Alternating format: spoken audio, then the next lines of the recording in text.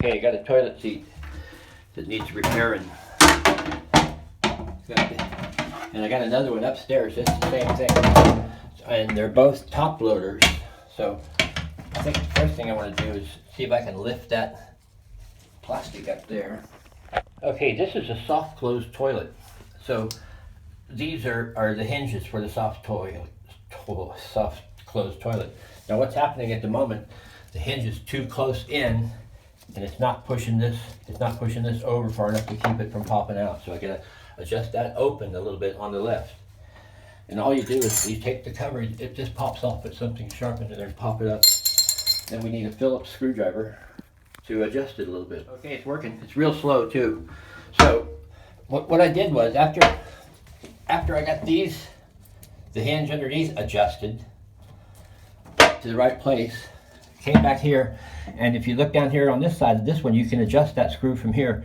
Now also what you got to be careful of is make sure this is over the hole, because I saw where if you adjusted it this one thing too far, the hole is visible where you don't want that. So tighten those up, work to get it all adjusted so it's nice and plumsy wumpsy.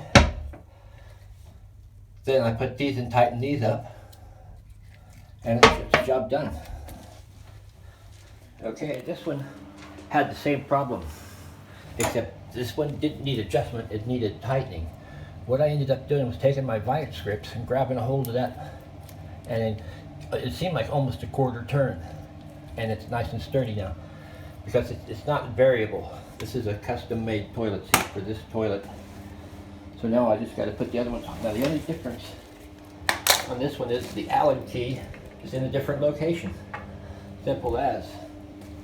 So we just put that in there, adjust those so that they're working. That should just wiggle them out a little bit, it looks like, or something. So then put it back on.